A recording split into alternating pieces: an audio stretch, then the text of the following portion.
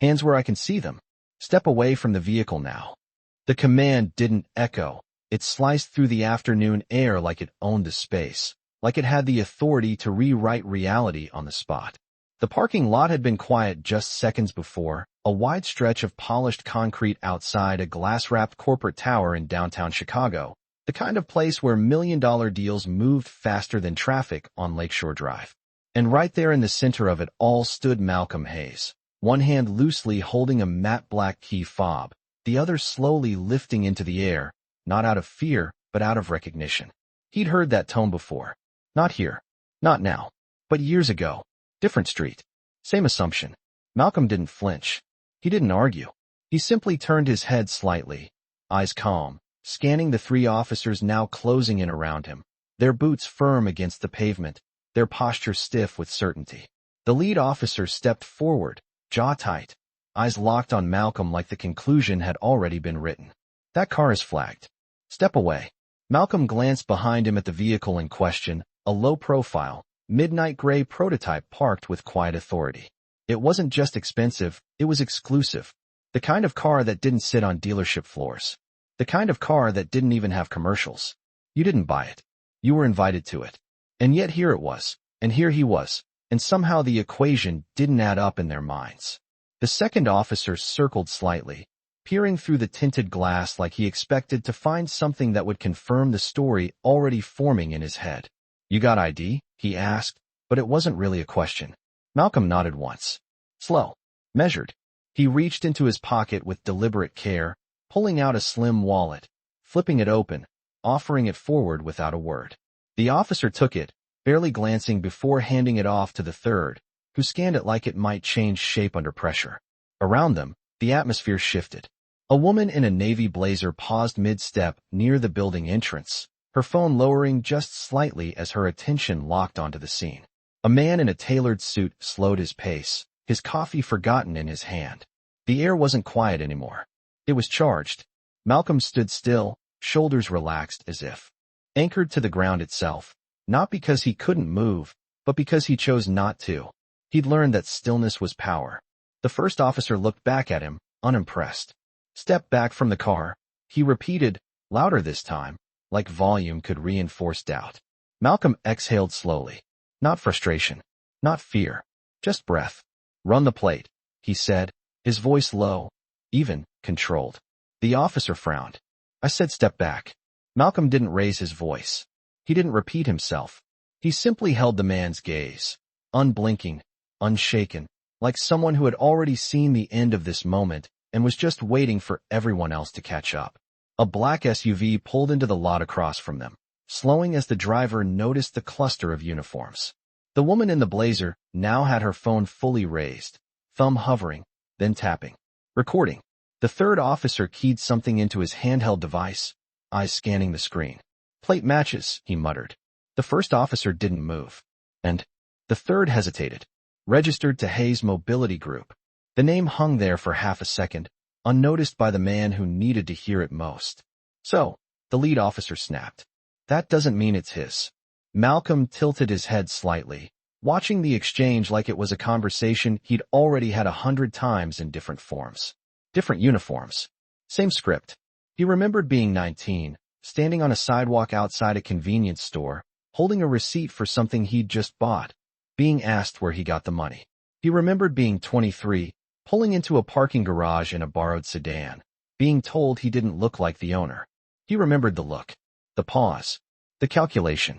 And now, decades later, with a company valued in the billions, with contracts spanning cities, with systems embedded into infrastructure most people never even noticed, here it was again.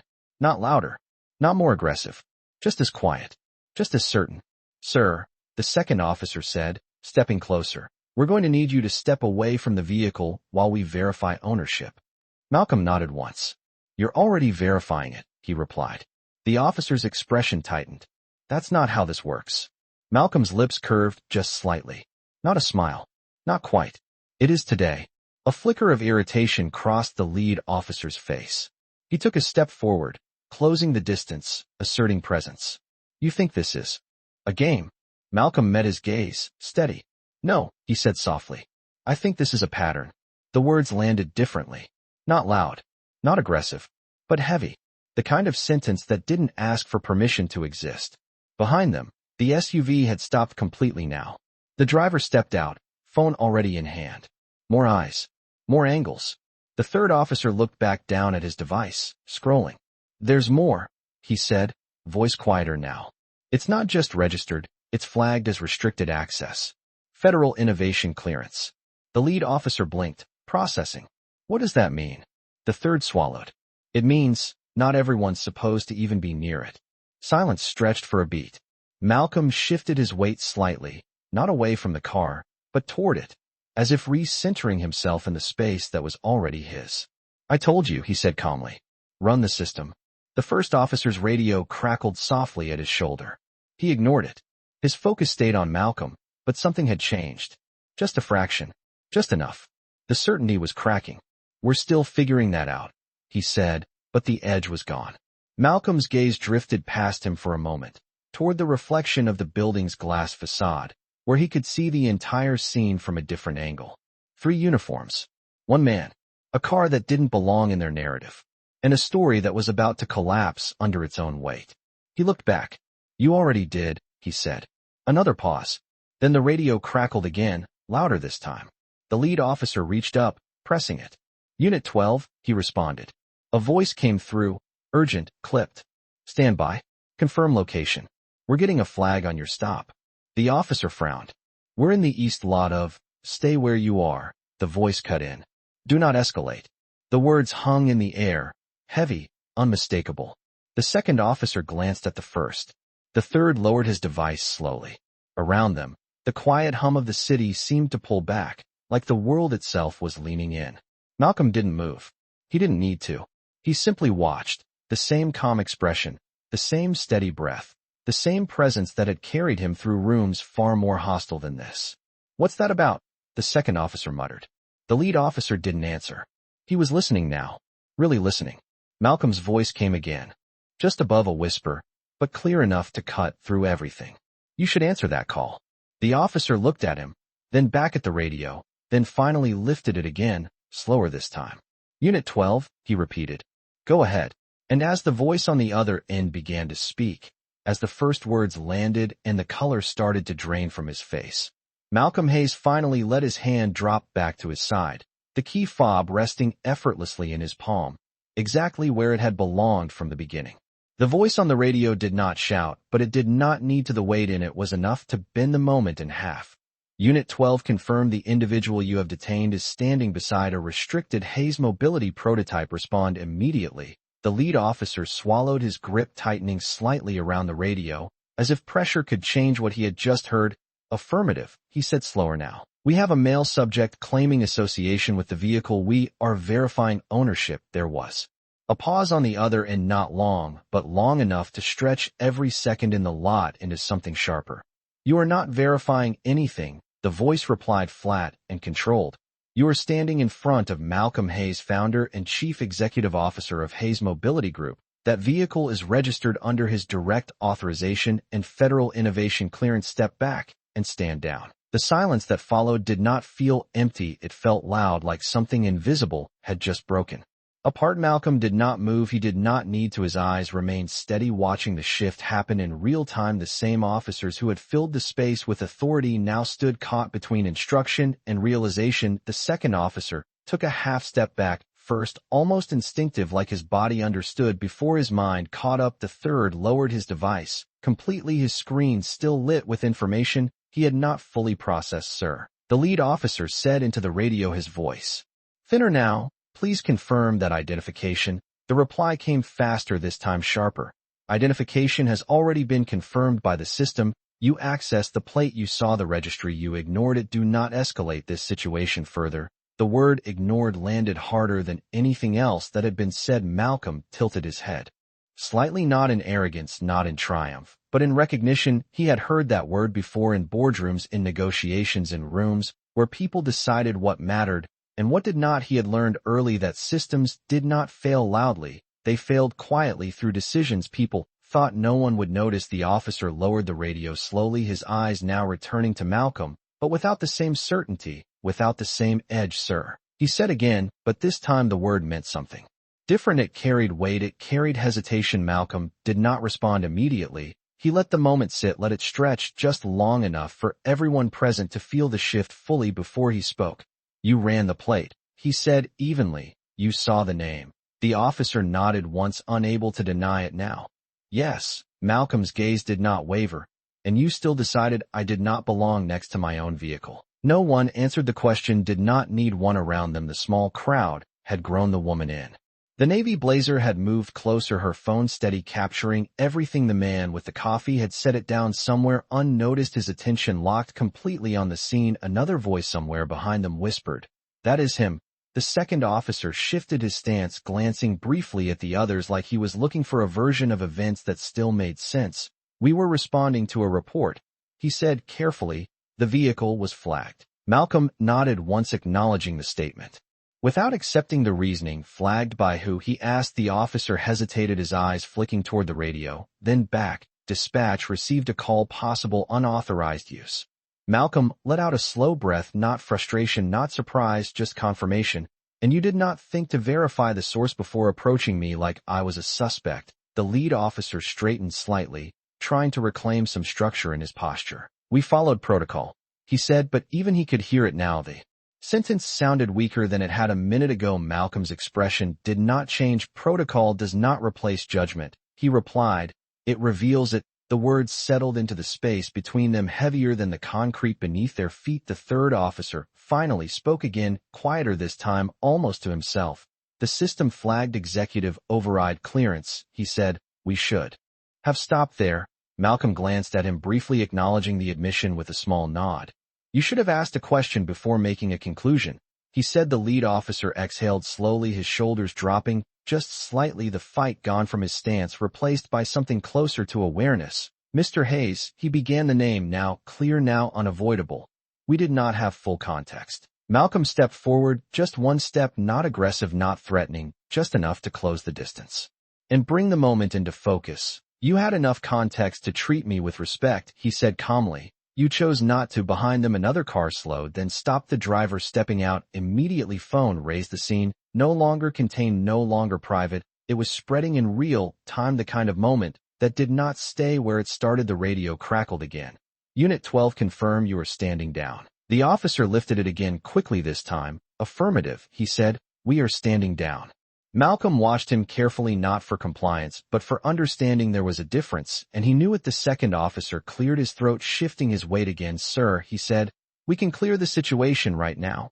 Malcolm looked at him, then at the others, then briefly at the car beside him, the machine. They had all gathered around the object that had somehow turned into a test. "The situation was already clear," he said softly. "You just did not see it." The lead officer nodded once more. Slowly this time. "Understood," he said. The words sounded different now, not defensive, not dismissive, just accepted. Malcolm let the silence return for a moment, letting the weight of what had happened settle fully before he spoke again. "Do you know what this car is?" he asked. The third officer answered first. "Prototype electric mobility platform," he said, reading from memory now. "Limited production, integrated with municipal systems." Malcolm nodded. "It is not just a car," he said. "It is part of the infrastructure your department relies on every day." The officer's eyes widened slightly as the connection formed fully for the first time. Malcolm continued, his voice still calm, still measured. "The system you checked, the one that confirmed my identity, my ownership, my clearance, that system was built by my company." The words did not explode, they did not need to. They landed with precision, each one tightening the space between them. The lead officer looked at the radio, then back at Malcolm, the realization now complete. "So when you told me to run the system," he said quietly. Malcolm met his gaze. "I was asking you to trust the same system you already depend on," he replied. The officer nodded slowly, the understanding finally settling in his posture, his voice, his silence around them. The phones kept recording the moment, stretching beyond the parking lot, beyond the building, into something larger, something that would not disappear. When they walked away, Malcolm glanced briefly at the growing crowd, then back at the officers. "This was never about the car," he said. "It was about what you saw when you looked at me standing next to it." No one argued this time, no one tried to redirect it. The truth had already arrived, and it was not leaving. The radio crackled one more time. Unit 12 remain on site command is reviewing the report. The officer lowered it again, but he did not speak. Malcolm turned slightly toward his vehicle, the same calm movement, the same quiet control as before, but now the space around him had changed, the tension replaced by something heavier, something more honest. He paused for just a second before opening the door, his hand resting lightly on the handle. Then he stopped and looked back one last time, his voice low but unmistakable. "Next time," he said, "ask before you assume." And in that moment no one moved, no one spoke, because they all understood the same thing at once. This was not the end of what had just happened. It was only the point where it finally became visible. The car door did not open right away. Malcolm's hand remained on the handle, as if the moment itself had more to say, and he was not finished listening. The parking lot no longer felt like a passing incident. It felt like a stage where something deeper had been exposed, and no one present could pretend they had not seen it. The lead officer shifted again, his voice quieter now, less certain. "Mr. Hayes," he said, "we understand the situation now." Malcolm did not turn immediately. He let the words settle, then slowly faced them again, his expression unchanged, but his eyes sharper, now more focused. "No," he said calmly. "You are just beginning to understand it." The statement did not challenge them, it corrected them, and that difference mattered. The second officer glanced toward the small crowd that had formed, more people, now more phones, more witnesses. The moment had already left their control and entered something larger. The third officer spoke carefully. "The report that came in, it triggered a standard response." Malcolm nodded once. "And who made that report?" he asked. The question landed differently than the ones before. This was no longer about what had happened in the last few minutes. It was about what started it. The officers exchanged brief looks, none of them answering right away. The radio at the lead officer's shoulder crackled again, but this time the voice was different, calmer, but heavier. "Unit 12 command needs confirmation on the reporting party. Stay on location. Do not clear the scene." The lead officer responded quickly, "Copy that," then lowered the radio slowly, his eyes returning to Malcolm with something closer to concern than authority. Now Malcolm took a small step away from the car, not retreating, not advancing, just repositioning himself in the center of the moment, as if reclaiming it fully. "You responded fast," he said, "which means someone made a call that carried weight." The second officer nodded slightly. "It came through as a priority alert," he admitted. Malcolm's gaze narrowed just enough to show the shift in his thinking. "Priority, based on what?" he asked. The third officer checked his device again, scrolling through the report. Details that had not mattered earlier, but now felt critical. Caller identified the vehicle as suspicious, high value, possible unauthorized possession. He read aloud, then paused. They also mentioned the driver did not match expected profile. The words hung there heavier than anything else that had been said so far. The crowd reacted, first a quiet ripple of disbelief, a soft murmur that moved through the people watching like a wave. Malcolm did not react outwardly, but something in his posture changed, not tension, not anger, something more controlled, more precise. He had heard that phrase before, expected profile. It was never written in policy, but it showed up everywhere, in decisions and reactions, in the silent calculations people made before they even realized they were making them. He remembered being 27, walking into a venture capital office in a borrowed blazer, the receptionist asking if he was there to deliver something. He remembered the pause before they realized who he actually was, and how quickly the tone changed once they did. That pause was not an accident, it was a pattern, and now it had followed him here, into a parking lot next to a machine he built with his own hands. "Expected profile," Malcolm repeated softly. The lead officer shifted uncomfortably. "That is what the caller reported," he said. Malcolm's eyes moved briefly across the crowd, then back to the officers. "And you accepted that without question?" he said. The officer hesitated, then answered honestly, "We acted on the information we received." Malcolm nodded once, acknowledging the statement, without letting it excuse the outcome. "Information is not truth," he said quietly. "It is a starting point." The radio crackled again, sharper this time. "Unit 12, we have identified the reporting party. Remain in place. Command is en route." The lead officer straightened slightly. "Command is coming here," he said almost to himself. Malcolm did not look surprised. He simply exhaled slowly, as if the next phase of the moment had already been expected. "Good." He said. The word was not aggressive, it was final. The second officer glanced toward the street, where a black sedan had just turned into the lot, moving with intention, not hesitation. "That is them," he said. The vehicle rolled to a stop near the edge of the scene, the door opening before the engine fully settled. A man stepped out. Mid-50s tall, composed, wearing authority the way some people wore tailored suits naturally. Without effort, the chief of police did not rush. He walked forward at a measured pace, eyes scanning the scene, the officers, the crowd, and finally Malcolm. The air shifted again, not louder, not more chaotic, just tighter, like everything was being pulled into a single point of focus. What do we have here? The chief asked, his voice controlled, but carrying across the space without needing volume to lead. Officers stepped forward. Sir, we responded to a report of a stolen vehicle. The situation has been clarified. The vehicle belongs to Mr. Hayes. The chief's gaze moved to Malcolm slowly, taking him in not just his presence, but the entire context, the car, the crowd, the phone still recording.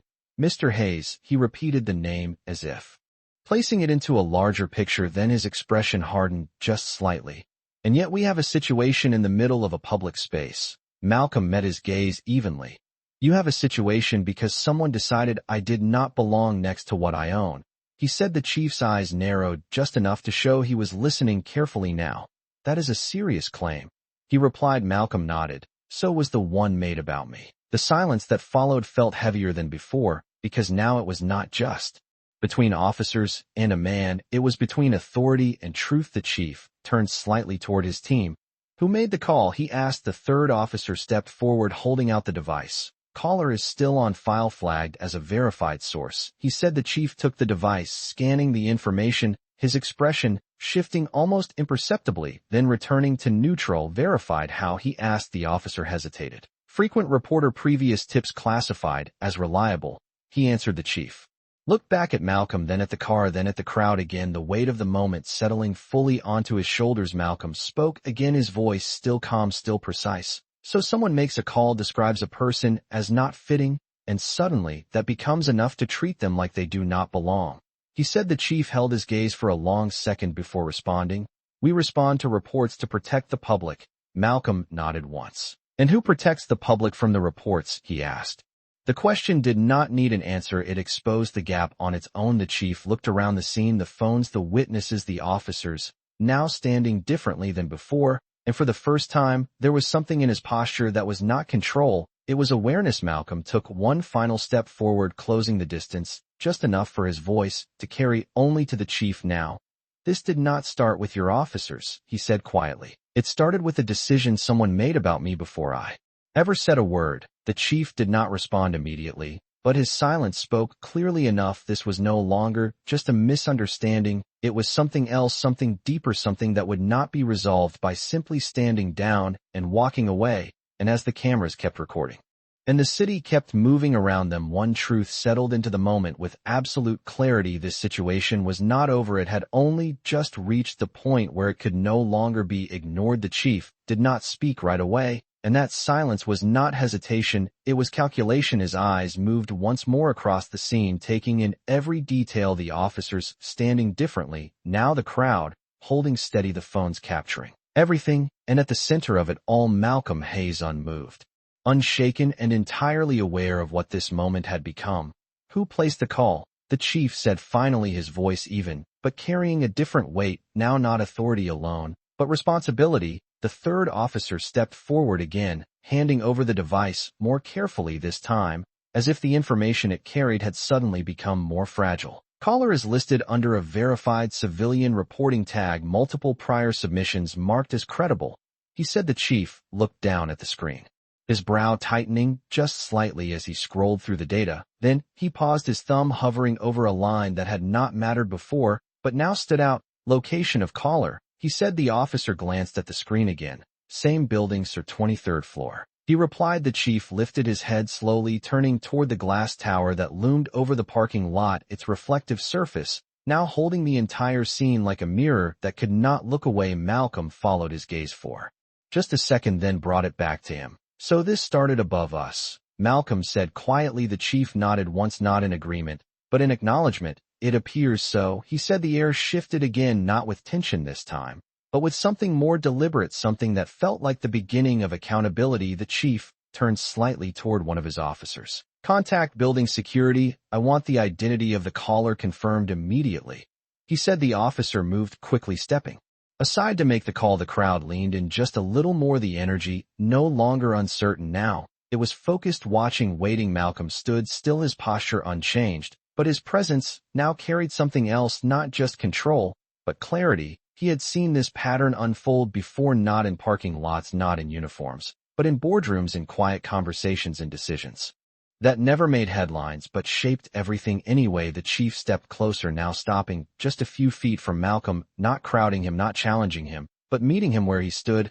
"Mr. Hayes," he said, "I'm going to get to the bottom of this." Malcolm's expression did not shift. "You should," he replied, "because this was not random." The chief studied him for a moment longer, then nodded again, slower this time.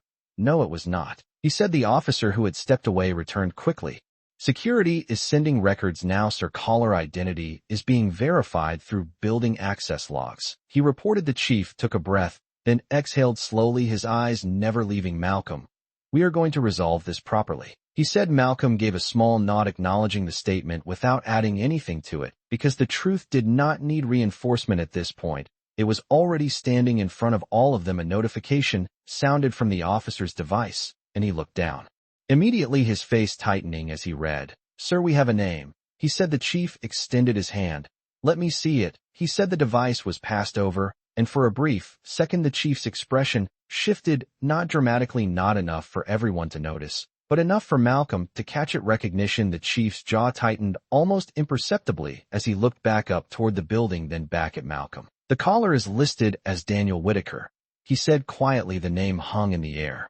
Unfamiliar to most, but not to Malcolm, not even slightly. Malcolm's eyes did not widen, he did not react outwardly, but something behind them sharpened, something that had been waiting for confirmation, now settling into place. Daniel Whitaker, 23rd floor, executive-level access, board advisor to 3 different transportation committees, and one of the most vocal critics of Hayes Mobility's expansion into municipal systems. Malcolm had sat across from him twice, once in a formal negotiation, once in a closed-door policy review. Both times the conversation had ended the same way, Whitaker smiling politely while questioning whether Malcolm's technology was appropriate for long-term infrastructure reliance. Malcolm had recognized the tone then, and he recognized it now. The chief watched him carefully. "You know him?" he said. Malcolm answered without hesitation. "Yes," he said simply. The chief's eyes narrowed slightly. "Then this is more than a misunderstanding," he said. Malcolm tilted his head just a fraction. "It always was," he replied. The weight of that truth settled deeper into the space than anything before it. The officer beside them shifted uncomfortably. "Sir, should we bring him down here?" he asked. The chief did not respond immediately. His gaze moved once more to the building, then back to Malcolm, then finally to the crowd still recording, still present. "No," he said finally. "We will go to him." Malcolm's lips pressed together, slightly not in disagreement, but in recognition of what that meant. The situation was no longer contained in the parking lot. It was moving upward toward the source, toward the place where the decision had been made before any officer stepped into this space. The chief turned back to Malcolm. "I would like you to come with us," he said, not as an order, but as an invitation. Malcolm nodded once. "Of course," he replied. The officers stepped aside, instinctively creating space, not directing him, not guiding him, simply acknowledging his movement. Now, as his own, the crowd shifted again, parting slightly as Malcolm began to walk toward the building, his steps measured, unhurried, the same calm pace he had maintained from the beginning. The chief walked beside him, not ahead, not behind, and that detail did not go unnoticed by anyone watching. The glass doors opened automatically as they approached, reflecting the scene one last time before swallowing it inside, but the energy did not disappear. It followed them into the lobby, where marble floors and quiet conversations paused the moment they entered. Heads turned, not because of noise, but because of presence, because of what had already begun to spread beyond the parking lot. The security desk stood ahead, and behind it a guard who had just received the same notification, the same name, the same unfolding truth, his posture straightening as the chief approached. "We need access to the 23rd floor, the chief said. The guard nodded quickly.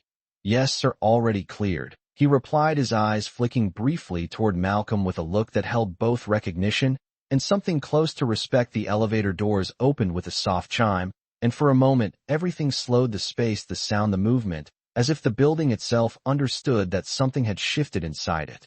Malcolm stepped forward first, not because he was told to, but because he knew exactly where this was going. The chief followed, then the officers, the doors closing behind them, sealing the moment into something more contained, but no less significant as the elevator began to rise floor by floor. The reflection in the polished metal walls showed them all standing there together, but not the same as before, not divided by assumption, not driven by incomplete information, but connected now by something harder to ignore, truth. Waiting on the 23rd floor, and as the numbers climbed steadily upward, one thing became clear: this was no longer about a car or a call. It was about a decision made behind glass walls far above the street, and the person who made it was about to face the consequence of being wrong. The elevator moved smoothly, but the air inside it felt anything but calm, each floor number lighting up one after another like a countdown. Not to an arrival, but to a reckoning. Malcolm stood still at the front, his reflection steady in the brushed steel walls, while behind him the chief remained silent, his posture composed,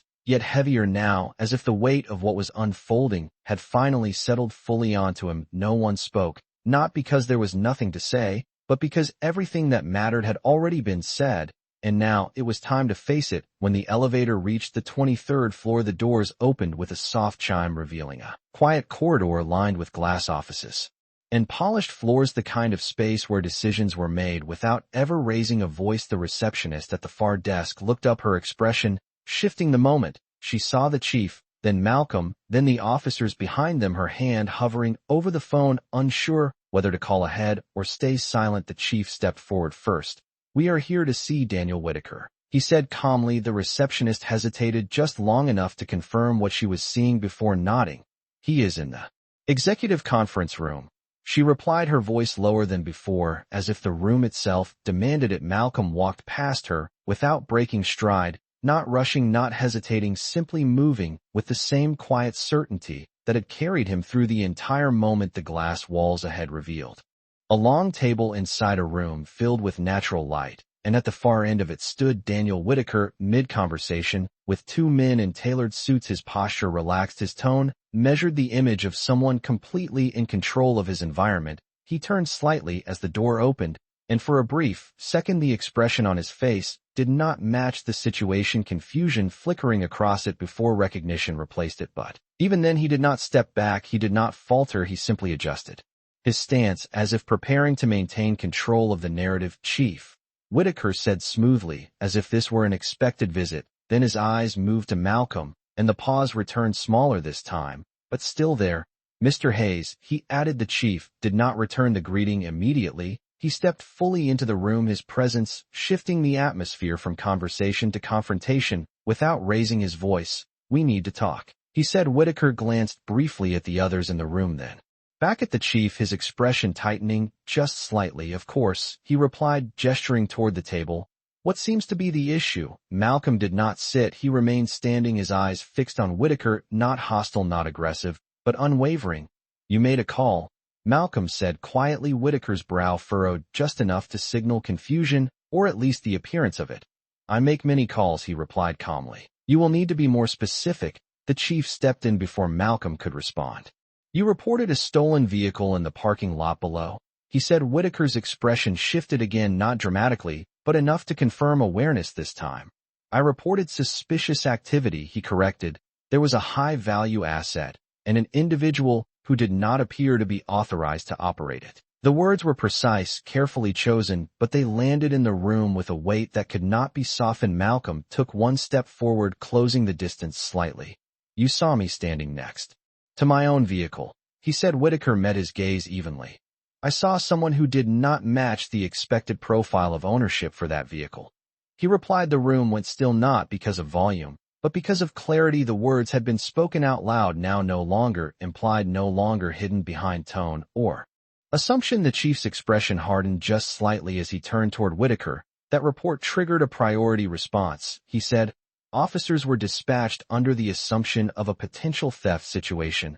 Whitaker nodded once, as if that outcome had been reasonable, "which is exactly how the system is designed to work," he said. Malcolm's voice cut through the space, not louder, but sharper. "The system is designed to verify, not assume," he said. Whitaker turned back to him, his posture straightening. "And yet here we are," he replied, "because I chose to act rather than ignore what I perceived as a potential issue." Malcolm held his gaze. "You did not perceive an issue," he said quietly. "You created one." The words did not rise, they settled, and once they did not move. The two men at the table shifted uncomfortably, their earlier confidence replaced by uncertainty as the dynamic in the room changed. The chief stepped forward again, placing himself slightly between them, not to separate, but to control the direction of what was happening. "Mr. Whitaker," he said, "your report was based on an assumption, not a verified threat." Whitaker's jaw tightened. "It was based on experience," he replied. "Vehicles like that do not typically belong to individuals who present themselves the way he did." The silence that followed was absolute. Malcolm did not blink. He did not move. He simply let the statement exist fully in the room, where it could no longer hide behind implication. He had heard versions of it his entire life in different words in different places, but the meaning had always been the same, and now it had finally been spoken clearly enough for everyone to hear. The chief's voice came again, lower now, but heavier. "That is not a valid basis for a priority report," he said. Whitaker's confidence flickered just slightly for the first time. "I acted in good faith," he replied. Malcolm shook his head once, slow, deliberate. "No," he said, "you acted in bias." The word did not echo, but it did not need to. It landed exactly where it was meant to, and it stayed there. Whitaker opened his mouth to respond, but stopped himself. The room no longer aligned with him. The officers were no longer behind him. The chief was no longer neutral, and the presence of Malcolm Hayes standing in front of him had shifted from something he thought he understood to something he clearly did not. The chief took a breath, then spoke again. "This situation is now under review," he said. Whitaker's eyes moved quickly between them, calculating, searching for a way to regain control, but there was none left. Not in this room, not in this moment, because the decision he had made from above had now followed him down into a space where it could not be defended with distance or assumption. Malcolm took one final step forward, his voice steady, unwavering.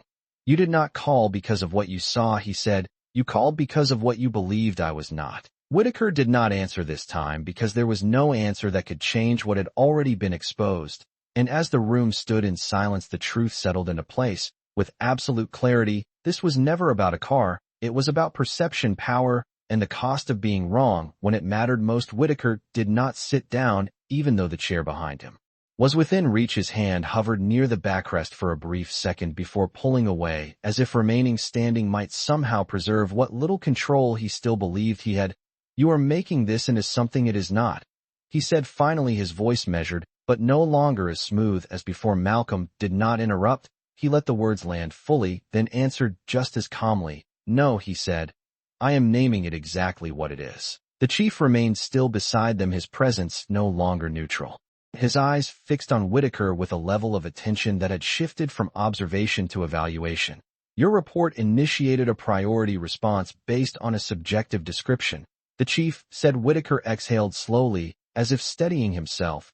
"It was not subjective, it was based on pattern recognition," he replied. Malcolm's expression did not change, but there was a weight behind his next words that had not been there before. "Pattern recognition without accountability becomes prejudice," he said. The room tightened again, not with tension, but with truth settling deeper into the space. Whitaker glanced toward the two men at the table, as if searching for alignment, but neither spoke. Their silence, louder than any support they could have offered. The chief stepped closer, now his voice still controlled, but carrying authority that no longer protected Whitaker. "Do you understand the implications of what you did?" he asked. Whitaker straightened slightly.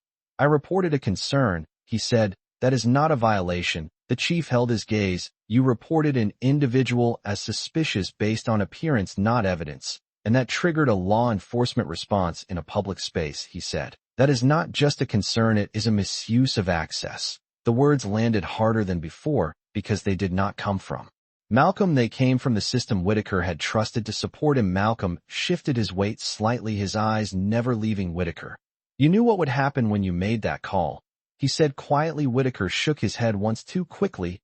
"I did not control how the officers responded," he replied. Malcolm nodded once. "No, but you controlled why they were there in the first place," he said. The silence that followed was heavier than anything that had come before, because now there was no space left for deflection. The chief turned slightly toward one of his officers. "Document everything from the initial call to this point," he said. The officer nodded, immediately stepping aside to begin logging the details. Malcolm watched the exchange without expression, but inside something had already settled. This was no longer about being questioned in a parking lot. This was about the structure that allowed that moment to happen at all. Whitaker's voice returned sharper, now edged with something closer to frustration than control.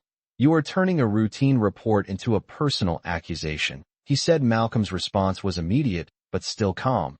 It became personal the moment you decided I did not belong before you verified anything, he said. Whitaker's jaw tightened, his composure slipping just enough to be visible. I did not know who you were, he said. Malcolm's eyes sharpened slightly. And that is exactly the point, he replied. The words did not need volume, they carried weight on there. The chief glanced briefly at Malcolm, then back at Whitaker. Whether or not you knew his identity does not change the nature of your report, he said. Whitaker looked between them, now the shift in power undeniable, the room no longer responding to him, no longer bending to his position. I acted in the interest of safety, he said. Malcolm took a slow breath, then stepped closer, closing the distance just enough for his presence to become undeniable. Safety is not built on assumptions, he said. It is built on facts, and you had none. Whitaker opened his mouth again, but stopped himself, the words no longer forming with the same certainty they had before, because the foundation beneath them had already cracked. The chief spoke again, this time with finality. This will be reviewed at the departmental level and escalated as necessary, he said. Whitaker's eyes flickered at that, the first clear sign that the situation had moved beyond his control. That is not necessary, he replied quickly. This can be resolved here. Malcolm shook his head once. It already has been resolved here, he said. Now it has to be addressed there. He did not raise his voice, he did not change his tone, but the meaning was unmistakable. This was no longer a private misunderstanding, it was a public failure. The two men at the table finally stood, not to intervene, but to distance themselves, their earlier confidence replaced by quiet retreat. Whitaker noticed, but did not acknowledge it, his focus locked on Malcolm, as if trying to understand how the moment had shifted so completely. The chief turned slightly toward Malcolm. Mr. Hayes, is there anything further you wish to state for the record? He asked. Malcolm paused for a second, not because he needed time, but because he understood the weight of what came next. Yes, he said simply, then looked directly at Whitaker. You did not just question me, he said. You questioned the system you rely on every day, and you chose to trust your assumption over its verification. The room fell still again, the words settling deeper than any accusation, because they pointed to something larger than the moment itself. Whitaker's shoulders dropped just slightly, the realization now unavoidable. I did not intend for this to escalate, he said quietly. Malcolm nodded once. Intent does not erase impact, he replied. The chief's expression remained firm. This conversation is concluded, he said. We will proceed with formal review. Whitaker did not argue this time, because there was nothing left to argue. The control he had walked into the room with was gone, replaced by something else, something quieter, something heavier. Consequence. Malcolm stepped back, slightly, creating space, not retreating, but releasing the moment from his direct control, because it no longer needed him to hold it. The truth had already taken its place. The chief turned toward the door, signaling the end of the confrontation, the officers following his lead. Without hesitation, Malcolm moved last, not because he was told to, but because he chose to, and as he reached the threshold, he paused for just a second, turning his head slightly toward Whitaker. Next time, he said calmly, verify before you decide who belongs. He did not wait for a response, because none would change what had already been exposed, and as he stepped out into the corridor, the silence behind him remained heavy, carrying with it the understanding that this was not just an incident, it was a reflection of something deeper, something that would not disappear once the room emptied and the doors closed behind them. The hallway felt quieter than before, but it was not calm. It was the kind of silence that follows a truth being spoken out loud, one that does not fade just because the voices have stopped. Malcolm walked ahead at the same measured pace, his footsteps steady against the polished floor, while behind him the chief and the officers followed without the same urgency they had carried earlier. Something had shifted, and it was not just the situation, it was their understanding of it. The elevator doors opened again, without delay, and this time no one hesitated. They stepped inside together, but the energy had changed completely. The space no longer felt like a transport between floors, it felt like a transition between moments, one that could not be undone. The chief stood beside Malcolm, now not as an authority above him, but as someone recalibrating his role within the situation. Mr. Hayes, he said after a few seconds, his voice lower than before, I want to acknowledge what just happened. Malcolm kept his eyes forward, his reflection steady in the mirrored surface. Acknowledgement is a start. He replied. The chief nodded slightly, absorbing the response, before continuing. The report should not have been acted on without proper verification, and the basis for that report is now under review. Malcolm turned his head just enough to meet his gaze. It is not just the report, he said. It is the system that allowed it to move without question. The elevator continued, its descent, floor numbers lighting one by one. But no one looked at them anymore. The focus remained entirely within the space. The second officer shifted slightly behind them, his voice quieter than before. Sir, I have been thinking about what you said down there. He admitted. Malcolm did not interrupt. He let him continue. About asking before assuming, the officer added. We are trained to act quickly, but that does not mean we should skip understanding. Malcolm gave a small nod, acknowledging the statement without turning it into something larger than it needed to be. Speed does not replace clarity, he said simply. The officer nodded back, the words settling into him more deeply than the moment itself. The elevator reached the ground floor, and the doors opened to the lobby, where the atmosphere had changed since they left earlier. More people, now more awareness, the earlier tension replaced by something closer to anticipation. Conversations had paused, heads turned again as the group stepped out, the presence of the chief and Malcolm together, now carrying a different message than before. The security guard straightened as they passed, his earlier uncertainty replaced by a quiet respect that did not need to be spoken. Malcolm continued toward the glass doors, without slowing, the same steady pace, the same calm presence, as if the entire sequence had not shaken him at all. But those watching could see it was not because nothing had happened. It was because he had already processed it long before. It unfolded here outside the parking lot, still held traces of the earlier moment, the same cars, the same space, but the energy had changed completely. The small crowd had grown larger, people standing in clusters, phones still raised, some whispering to each other as Malcolm and the chief stepped back into the open air. The lead officer, who had first approached Malcolm earlier, stood near the patrol vehicle, his posture different now, less rigid, more reflective, as if he had been replaying the entire encounter in his mind. He stepped forward slowly. Mr. Hayes, he said, his voice carrying a different tone now, one that did not assume, but acknowledged. Malcolm stopped and turned to face him fully. Yes, he said. The officer took a breath before continuing. I want to say that I should have handled that differently, he said. I had enough information to question the situation, but I chose to follow the assumption instead. Malcolm studied him for a moment, not judging, not dismissing, just listening. You recognized it, Malcolm said quietly. That matters. The officer nodded once more. It will not happen the same way again, he said. Malcolm gave a slight nod in return, not as approval, but as recognition that the moment had at least created awareness. The chief stepped forward beside them, his voice carrying again, but without the earlier edge. This situation will be formally documented and reviewed across the department, he said. Procedures will be evaluated and adjusted where necessary. The words were official, but the tone behind them carried something more personal, something that had been shaped by what he had witnessed. Malcolm looked at him briefly, then back at the car beside him, the same vehicle that had started everything, the machine itself unchanged, but the meaning around it now completely different. Procedures do not fix perception, Malcolm said. People do. The chief held his gaze for a second longer than before. Then we will address both, he replied. The statement did not sound like a defense, it sounded like a commitment. The crowd nearby shifted slightly, a few people lowering their phones, others stepping closer, as if the conclusion of the moment required them to be present. Malcolm turned back toward the car, his hand resting lightly on the door handle, again the same position he had been in at the beginning, but now everything around it had changed. He paused for just a second, then looked back once more at the officers, at the chief, at the people watching. This was never about me proving ownership, he said calmly. It was about you deciding it before you knew it.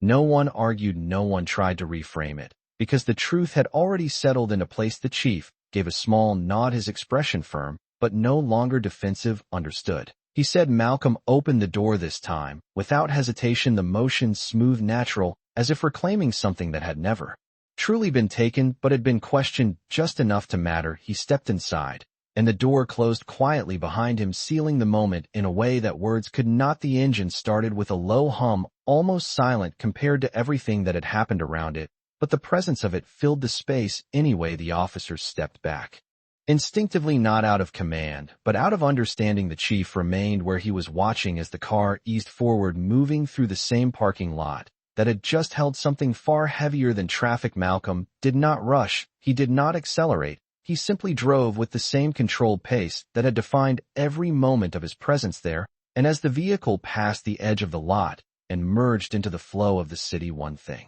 remained clear to everyone who had witnessed it. This had not been a confrontation, it had been a revelation, and the part that mattered most was not what happened in those minutes, but what would change because of them. The city moved as if nothing had happened. Traffic flowed, lights changed, people crossed streets, without knowing that just minutes earlier something had shifted in a quiet parking lot. Malcolm drove steadily through downtown Chicago, his hands relaxed on the wheel, his eyes forward, but his mind already several steps ahead. The reflection of glass towers passed across the windshield like frames in a film, each one fading into the next, but none of them holding his attention for long, because what had just happened was not staying behind, it was moving with him, evolving with every second. The prototype responded smoothly beneath him, silent, precise, the system integrated into it, reading the environment, adjusting in real time. The same system that had just confirmed his identity, the same system that had been ignored until it could no longer be. Malcolm tapped once on the steering interface, and the dashboard shifted, displaying a secure channel request already waiting. Nia had seen it before he even left the lot. She always did. "You are trending," her voice came through, calm but direct. "Multiple angles video is already circulating across 3 platforms. Local channels are requesting confirmation." Malcolm did not react outwardly. He had expected this, not because he wanted it, but because moments like that did not stay contained anymore. "Do not confirm anything yet," he said. "Let the footage speak first." There was a brief pause on the line, then Nia responded. "Understood. Legal has already flagged the incident and is preparing a response framework. Do you want escalation?" Malcolm glanced briefly at the rearview mirror, the city behind him, still moving, unaware of how quickly the narrative was about to shift. "Not yet," he said.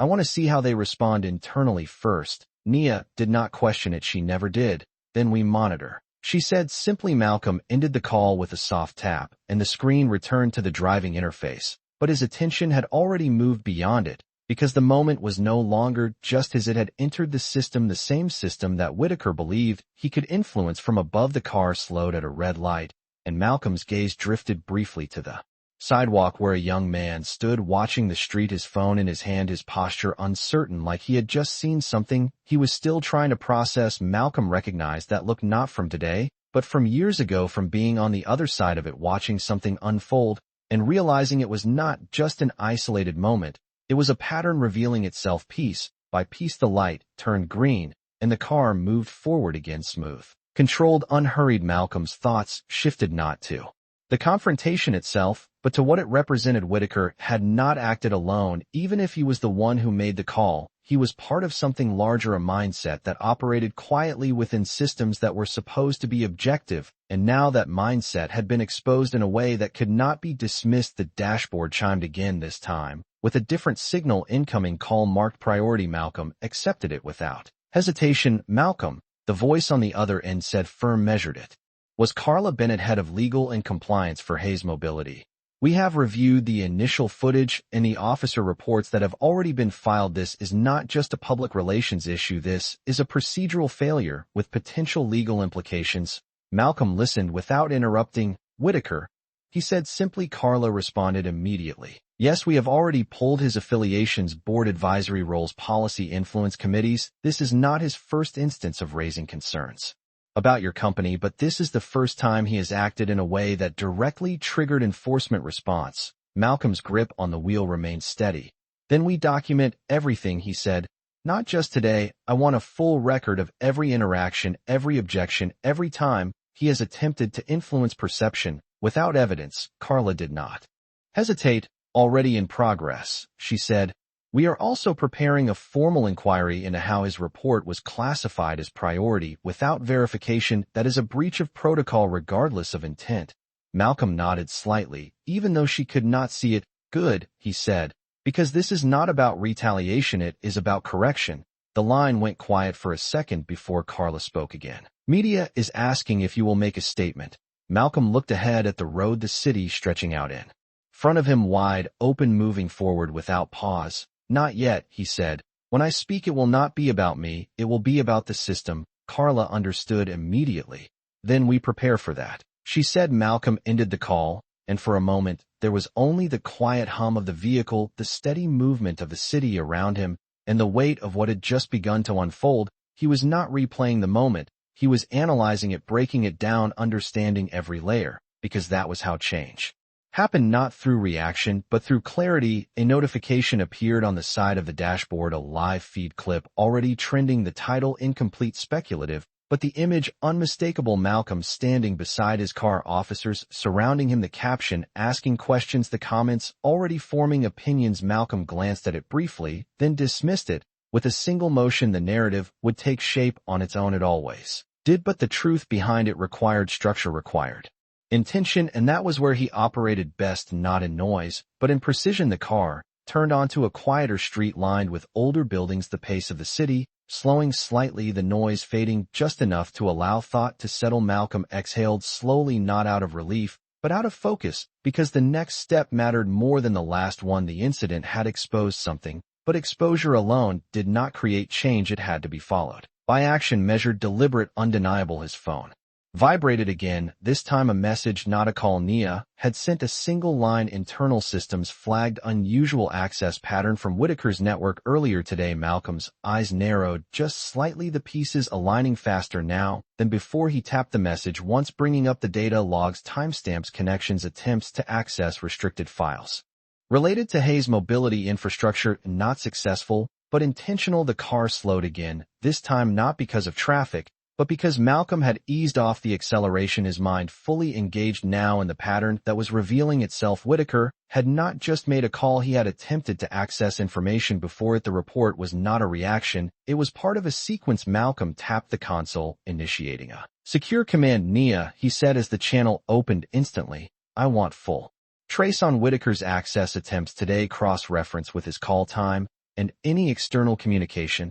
Nia responded without delay, already pulling it now. It does not look random. Malcolm's voice remained steady. It is not, he said. He did not just assume, he prepared. The implications settled between them, even without being spoken fully. This was no longer about bias alone. It was about intent layered with access, and now documented in real time. The car came to a stop outside a low-profile building, one that did not draw attention, but carried significance within its walls. Malcolm placed the car in park, but did not step out immediately, his hands resting lightly on the wheel, his eyes forward, as the full weight of the situation aligned into something clear, something actionable, something that could not be ignored anymore. He had walked into the moment calmly, he had stood through it, without raising his voice, and now he understood exactly what it had been from the beginning. Not an accident, not a misunderstanding, but a move. And as he stepped out of the car, closing the door behind him with quiet precision, one truth settled firmly into place. This was no longer about correcting a mistake. It was about exposing a system that had just revealed itself at the exact moment it believed no one was looking. The door closed behind Malcolm with a quiet finality that separated the noise of the street from the controlled silence inside the building, and for a moment, he stood still, letting the transition settle, not because he needed time, but because he understood the importance of what came next. This space was different. No cameras, no crowd, no external pressure, just systems, data, and the people who knew how to read both. The lobby was minimal by design, clean lines, muted tones, glass and steel arranged with purpose rather than display, a place built for precision, not attention. A man at the reception desk looked up, immediately recognition flickering across his face. Before he stood, Mr. Hayes, he said with quiet respect. Malcolm gave a small nod and continued forward without breaking stride. Conference room 3. He said. The man nodded quickly, already signaling ahead. Malcolm walked down the corridor, the sound of his steps steady, controlled, matching the rhythm of his thoughts, as everything from the last hour aligned into something clearer, something sharper. The door to the conference room opened before he reached it. Nia was already inside, standing near the table, a tablet in her hand, her posture focused, not tense, but ready. We have a timeline, she said without preamble. Malcolm stepped in, and the door closed behind him, sealing the space in a something contained, something deliberate. Walk me through it, he said. Nia tapped once, and the screen on the wall came to life, lines of data, timestamps, connections, logs, each piece placed with precision. At 11:42 a.m. Whitaker's network initiated an access attempt into restricted infrastructure files related to autonomous fleet integration. She said. Malcolm's eyes moved across the screen, absorbing the information without needing to slow down. Denied access. He said. Nia nodded. Immediately, she confirmed. But the attempt triggered an internal flag. His credentials do not allow that level of access. Malcolm stepped closer to the screen, his reflection merging briefly with the data before he focused fully on the sequence. And then, he said. Nia swiped to the next set of logs. At 11:47 a.m. a call is placed to local dispatch reporting suspicious activity involving a high-value vehicle. Description matches your prototype exactly. Malcolm's jaw tightened just slightly, not in anger, but in confirmation the pattern was no longer forming. It was complete. 5 minutes between denial and report. He said. Nia nodded again. Yes. And the language used in the call aligns with the same terminology he used in prior policy objections regarding your company. Malcolm exhaled slowly, the connection locking into place. He could not access the system, so he tried to influence it externally. He said. Nia met his gaze. That is what it looks like. She replied. Malcolm turned slightly, walking to the table, but he did not sit, his hands resting lightly on the surface as he processed the full scope of it. This was no longer about perception alone. It was about intent, structured, intentional, layered into action. What about the classification? He asked. How did it become priority? Nia tapped again, bringing up another layer of data. Dispatch flagged it based on caller reliability score. His previous reports were categorized as credible, so the system elevated the response without secondary verification. Malcolm nodded. Once the flaw clear now, not just in the individual but in the structure that allowed it. So one voice with a pattern of influence bypassed a system designed for accuracy. He said. Nia did not soften it. Yes, she replied. Malcolm looked back at the screen, then at Nia. And now it is all documented. He said. Nia gave a small nod. Every step, every timestamp, every connection. She said. Malcolm remained silent for a moment, not because he lacked words, but because he understood the weight of what had just been confirmed. This was no longer a question of what happened, it was a question of what it meant, and what would be done with it. The screen shifted again, this time showing live metrics, engagement numbers, rising footage, spreading commentary, building narratives, forming in real time. Malcolm glanced at it briefly, then back to the data. The story is already moving. Nia said. Malcolm nodded. Let it move, he replied. We will define it when it reaches the point where it matters. Nia studied him for a second, then asked, and when is that? Malcolm's answer was immediate. When it stops being about me and starts being about the system. He said. The room fell quiet again, not empty, but focused, the kind of silence that comes when direction becomes clear. Nia set the tablet down on the table. Carla is ready to proceed with formal action, she said. Legal inquiry, compliance review, and potential public statement. Malcolm walked slowly toward the window, looking out over the city below. The same streets, the same movement, but now seen from a different angle. We proceed with the inquiry first, he said. No public statement yet. Nia nodded, understanding the strategy without needing further explanation. Malcolm continued, his voice steady, measured. I want the department to respond on their own first. I want to see if they correct it internally before we force it externally. Nia picked up the tablet again. Already making notes. And Whitaker? She asked. Malcolm's gaze remained on the city, but his focus was far more specific. We do not go after him directly, he said. We exposed the process that allowed him to act the way he did. Nia paused for a moment, then nodded.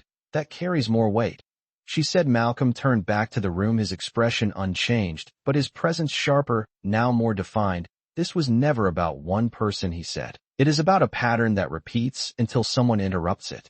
With proof. Nia held his gaze. And today was proof, she said. Malcolm nodded once. Yes, he said. The screen behind them continued to update, numbers, rising footage, spreading conversations, expanding, but inside the room, none of that created urgency, because the direction had already been set. Malcolm moved back toward the table this time, taking a seat not out of fatigue, but out of control, the moment shifting from reaction to action. Prepare the full report, he said. Timeline, data access, attempts, call logs, response chain, everything. Nia responded immediately. It will be ready within the hour. Malcolm leaned back slightly, his hands resting calmly in front of him.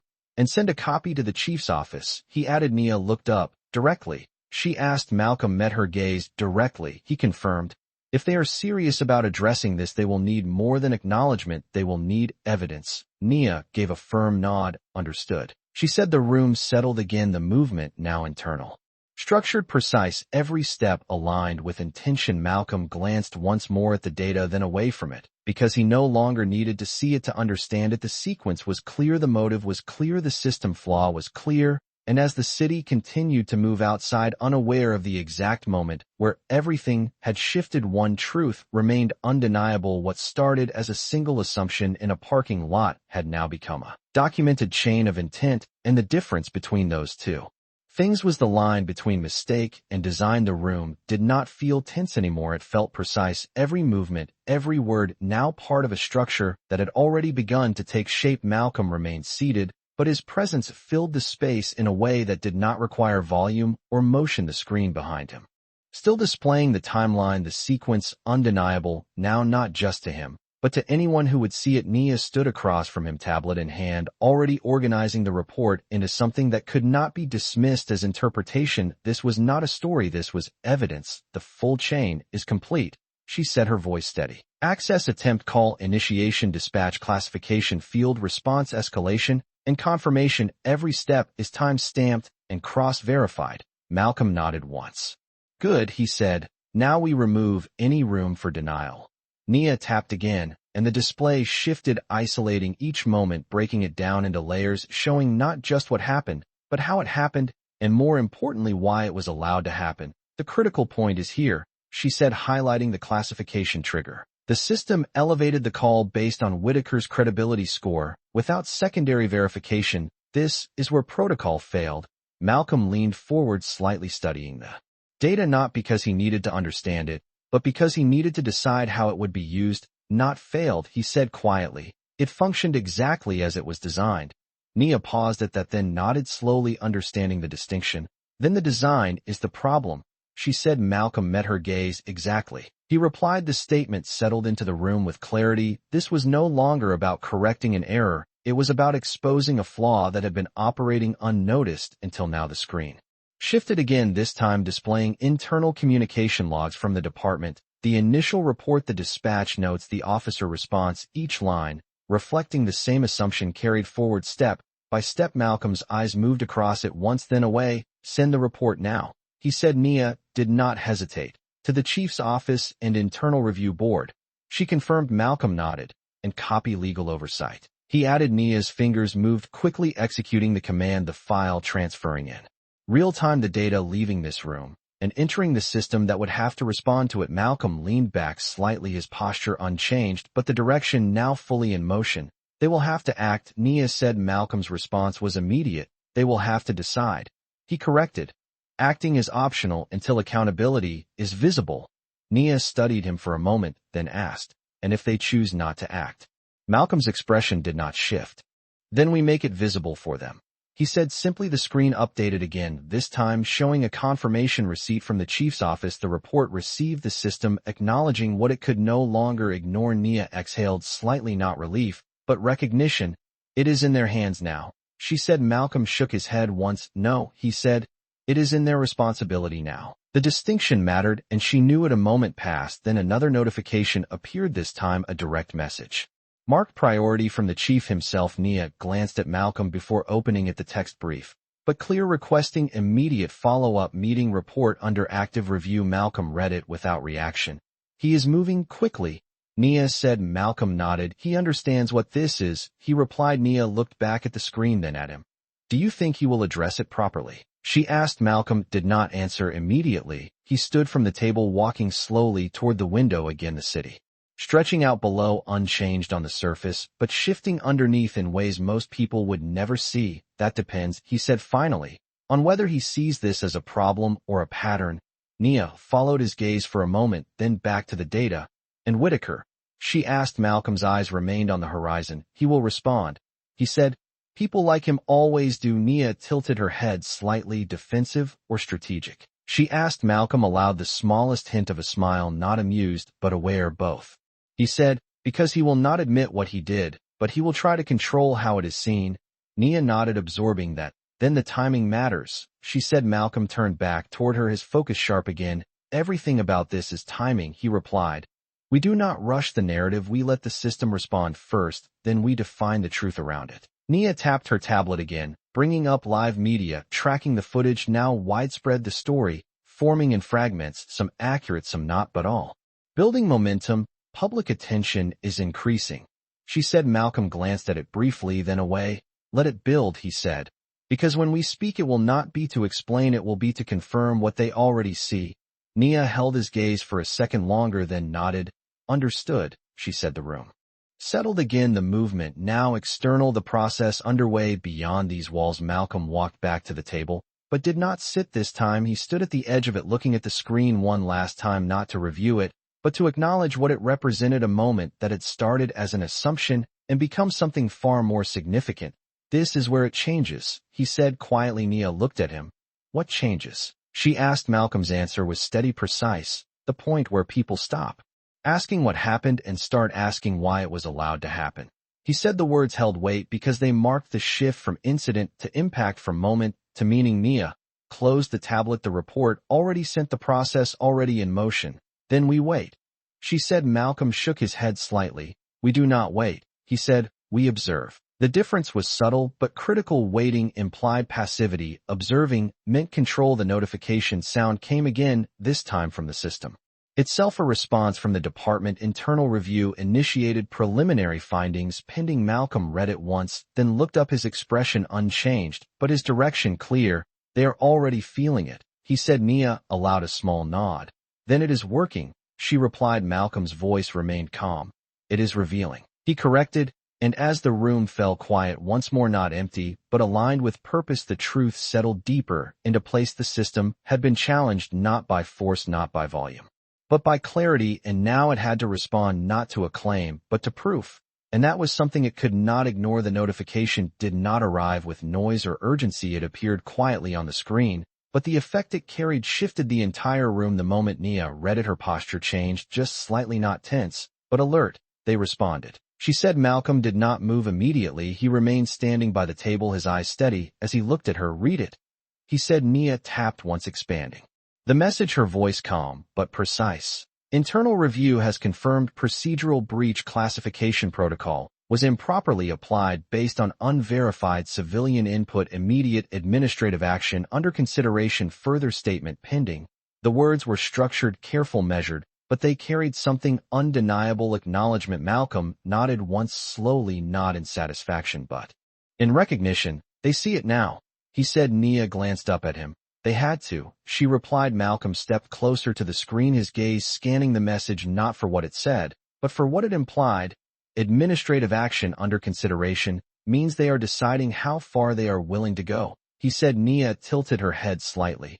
And how far do you think they will go? She asked. Malcolm's answer came without hesitation. As far as they believe the public will expect them to, he said. The room held that thought for a moment. Then another notification appeared, this time not internal, not controlled, but external media outlets, now pushing the story with clearer framing, footage matched with new information, speculation turning into direction. Nia pulled up the feed, one headline standing out among the rest: City Police respond to high-profile incident involving executive and system failure. Malcolm glanced at it briefly, then away. It is shifting, Nia said. Malcolm nodded. Because the truth is catching up to the footage, he replied. The screen updated again, engagement numbers rising, commentary aligning, people no longer asking what happened, but why it happened. The question Malcolm had predicted now becoming the center of the conversation. Nia looked at him again. This is the point you were waiting for, she said. Malcolm's expression remained steady. Yes, he said. Now we define it. He moved to the table, placing both hands lightly on its surface, not leaning, not pressing, just anchoring himself in the moment. Prepare the statement, he said. Nia's fingers were already moving. Tone, she asked. Malcolm did not need to think about it. Clear, he said. No accusation, no emotion, just facts and responsibility. Nia nodded. And delivery, she asked. Malcolm met her gaze. Direct, he said. No intermediaries, no delay. The room shifted again, not in tension, but in execution, everything aligning into action. Nia drafted quickly, her words structured, precise, matching the tone he had defined. Malcolm reviewed it in silence, his eyes moving across each line, adjusting not the meaning, but the clarity, until every sentence carried exactly what it needed and nothing more. Send it, he said. Nia tapped once, and the statement moved out into the same system that had carried the footage, now carrying the response not as defense, But as definition seconds passed, then the impact began media feeds. Updating language, shifting alignment, forming the narrative, tightening around the truth rather than speculation. Nia watched it happen in real time. They are picking it up exactly as written, she said. Malcolm nodded, because it does not leave room for interpretation. He replied. Another notification came, this time from the chief's office again, marked priority. Nia opened it immediately, requesting joint press briefing within the hour. Departmental action finalized. Malcolm read it once, then looked up. They made their decision, he said. Nia studied his expression, and she prompted. Malcolm's voice remained calm.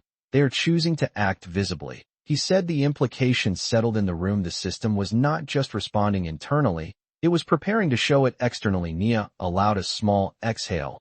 That changes everything, she said. Malcolm shook his head slightly. No, he said, it confirms everything. He straightened slightly, his posture shifting from analysis to presence. We attend, he said. Nia nodded immediately. I will coordinate logistics, she replied. Malcolm stepped toward the door, pausing only briefly as he looked back at the screen. The data, the timeline, the proof, all still there, but no longer needing to be explained because it had already been understood. This is where accountability becomes visible, he said quietly. Nia followed him toward the door, her tablet in hand, already moving into the next phase. And Whitaker, she asked. Malcolm did not stop walking. He will be there in some form, he said.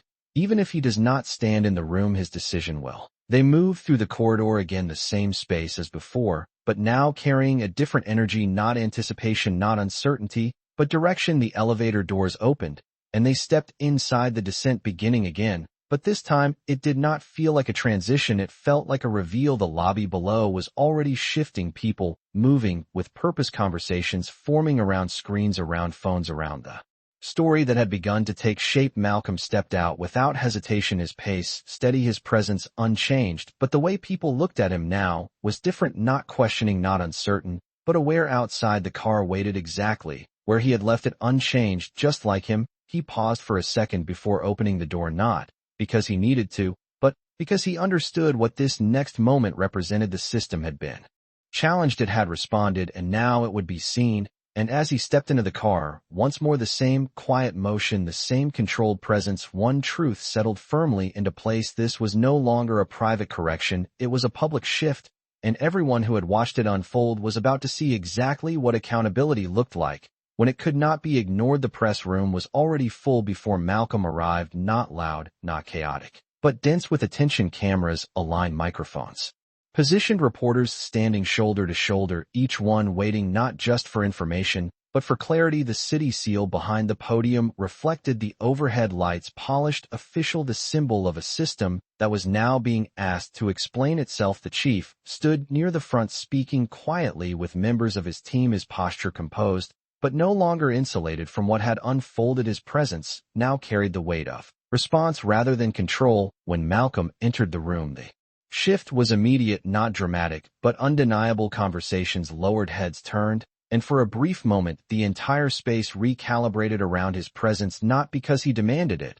but because the situation had made it necessary. He walked forward at the same measured pace, as always, calm, controlled, unhurried, the same pace he had carried from the parking lot to the conference room, and now into this moment where everything would be seen. The chief stepped toward him, meeting him halfway, not above, not ahead, but beside him. We will speak together, the chief said quietly. Malcolm nodded once. That is how it should be, he replied. They moved to the front, standing side by side, the microphones capturing the silence before the first word was spoken, the kind of silence that does not feel empty, but expectant. The chief stepped forward first, his voice steady, carrying across the room, without strain. Earlier today, a report was made that resulted in a police response, which has since been reviewed and determined to be based on unverified and inappropriate criteria. He said the words were careful, but they did not avoid the truth. Our internal review has confirmed that protocol was not properly followed, and that the response did not meet the standards we are committed to upholding. He paused briefly, not for effect, but for acknowledgement. As a result, immediate administrative action has been taken, including the removal of classification privileges for the reporting individual, and a full procedural audit of our dispatch system is now underway. The room absorbed the statement, cameras steady, reporters already preparing their next questions, But before they could begin, the chief stepped slightly back, allowing space for Malcolm. Without needing to say it, Malcolm stepped forward, not adjusting the microphone, not clearing his throat, simply standing there for a moment, letting the room settle into his presence before he spoke. This was never about a car. He said, his voice calm, even, but carrying through every corner of the room. It was about how quickly a decision can be made when someone believes they already understand what they are looking at. No one interrupted, no one shifted, because the clarity in his words did not allow distraction. The system worked, he continued. It identified ownership, it confirmed authorization, it provided every piece of information needed. To avoid what happened, he paused briefly, not searching for words, but allowing them to land. What failed was the willingness to trust that information over assumption. The cameras remained fixed, the room completely still. Malcolm's voice did not rise, it did not need to. And when assumption overrides verification, it does not just create mistakes, it creates patterns. The word lingered longer than the rest because it pointed beyond the moment itself. A reporter raised a hand, but Malcolm continued.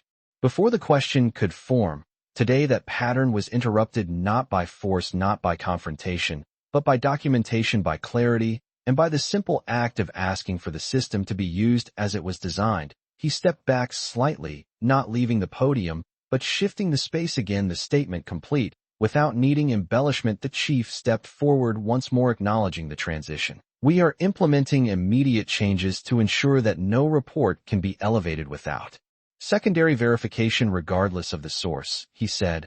We are also initiating mandatory retraining focused on decision-making and bias recognition across all responding units. The words were direct, not defensive, not diluted. A reporter spoke up this time, unable to hold the question any longer. Chief was the individual who made the report aware of the identity of the person involved. The chief did not hesitate. That is part of the ongoing review, but what is clear is that the report was based on perception, not confirmed information, he said. Another voice followed. Mr. Hayes, do you believe this was intentional? Malcolm did not look toward the question. He remained facing forward, his answer measured. I believe it was predictable, he said.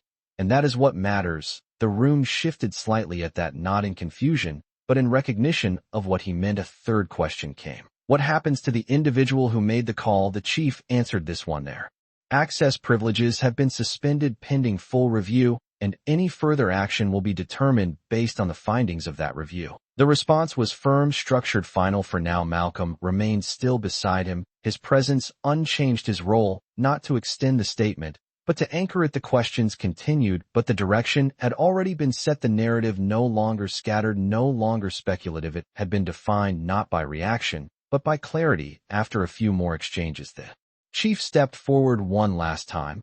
We will provide further updates as the review progresses. Thank you, he said, signaling the close of the briefing. The room did not erupt, it did not rush. Instead, it held for a moment longer, as if recognizing that what had just occurred was not just an explanation, but a shift. Malcolm stepped away from the podium, without hesitation, moving through the space with the same calm presence as before, the cameras still following, but no longer questioning. The story had already been told outside the building. The city continued as it always did, cars moving, lights changing, people passing by, but now the moment had extended beyond a single location, beyond a single interaction. It had entered the system itself. And as Malcolm stepped back into the daylight, one truth remained clear, not because it had been declared, but because it had been demonstrated. When assumption meets proof, the outcome is not noise, it is change. The city did not pause for reflection, but Malcolm did not need it to, because everything that mattered had already been set into motion. The press room behind him fading into memory, not as noise, but as proof that something once invisible had now been brought into full view. He walked along the sidewalk with the same measured pace that had carried him through every moment of the day. The cameras no longer following, but the awareness still present, people recognizing him not just as a figure of success, but as someone who had just shifted something larger than himself. The car waited where it always did, unchanged, steady, grounded, a quiet contrast to everything that had unfolded around it. Malcolm paused beside it for a moment, not out of hesitation, but out of recognition that this exact spot, the same place that had once held assumption, now held clarity. He opened the door and stepped inside, the interior welcoming him with the same calm precision as before, the system lighting softly, the dashboard alive with information, but not demanding attention. He did not start the engine right away. Instead, he sat still, his hands resting lightly on the wheel, his eyes forward, not replaying the past, but aligning the future. The screen activated automatically, displaying updates, the department statement, circulating media coverage, stabilizing narratives, aligning with fact rather than speculation.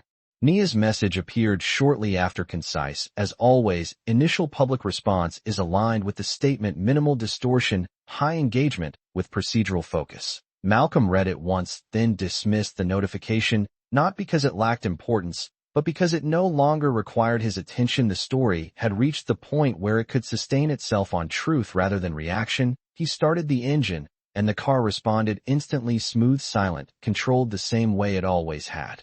But now carrying something more than motion, it carried resolution. He pulled into the street, merging seamlessly with the flow of traffic, the city continuing its rhythm, as if nothing had changed, and yet everything had. A few blocks ahead, a pedestrian paused at the crosswalk, his eyes lingering on the car, not with suspicion, not with doubt, but with recognition. Malcolm noticed it briefly, not as validation, but as evidence that perception had shifted, even in the smallest way. He continued driving, the road opening ahead of him, clear, uninterrupted, his mind no longer focused on the moment itself, but on what it had revealed. The system had responded, the chief had acted, the narrative had aligned, but those were outcomes, not conclusions, because what had been exposed was not limited to a single report or a single individual. It was a structure that operated quietly until it was challenged directly. Malcolm's phone vibrated.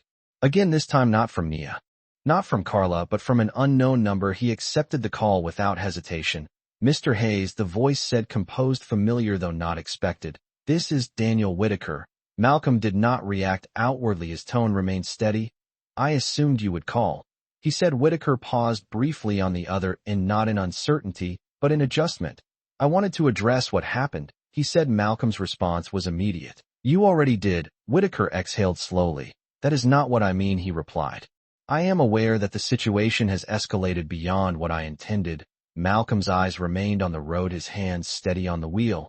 Intent has already been discussed, he said. What matters is impact. Whitaker's voice shifted slightly, less controlled, now more deliberate. Then allow me to say this directly, I misjudged the situation, he said. Malcolm did not interrupt. He let the words land fully before responding. You misjudged more than the situation, he said quietly. The silence on the line stretched for a moment. Whitaker spoke again, his tone careful. I understand how this appears, he said. Malcolm's reply was calm, but final. It does not appear, it is documented, he said. Whitaker did not respond immediately, and when he did, his voice carried something it had not before, something closer to acknowledgement. Then I will accept the outcome of that documentation, he said. Malcolm nodded slightly, even though Whitaker could not see it. That is the only part that matters now, he replied. The call ended without further words, no argument, no negotiation, just closure, not emotional, not dramatic, but complete. Malcolm placed the phone back down, his attention returning fully to the road ahead. The city continued to move, the same buildings, the same streets, the same flow of people, but something beneath it had shifted, not visibly, not loudly, but undeniably. The car moved through it all with quiet precision, the system functioning exactly as it was designed to, clear, accurate, responsive. Malcolm drove on, not looking back, not needing to, because what had happened behind him was no longer unresolved. It had been addressed, not through force, not through reaction, but through clarity, through structure, through proof. As he approached the next intersection, the light turned green before he even needed to slow down. The path ahead open, uninterrupted. He did not accelerate, he did not rush, he simply continued forward, the same steady pace, the same controlled presence that had defined every moment from the beginning. And in that quiet continuity, one truth remained clear, not spoken, not announced, but fully understood. Power does not need to raise its voice to be heard. It only needs to stand still long enough for the truth to catch up to it.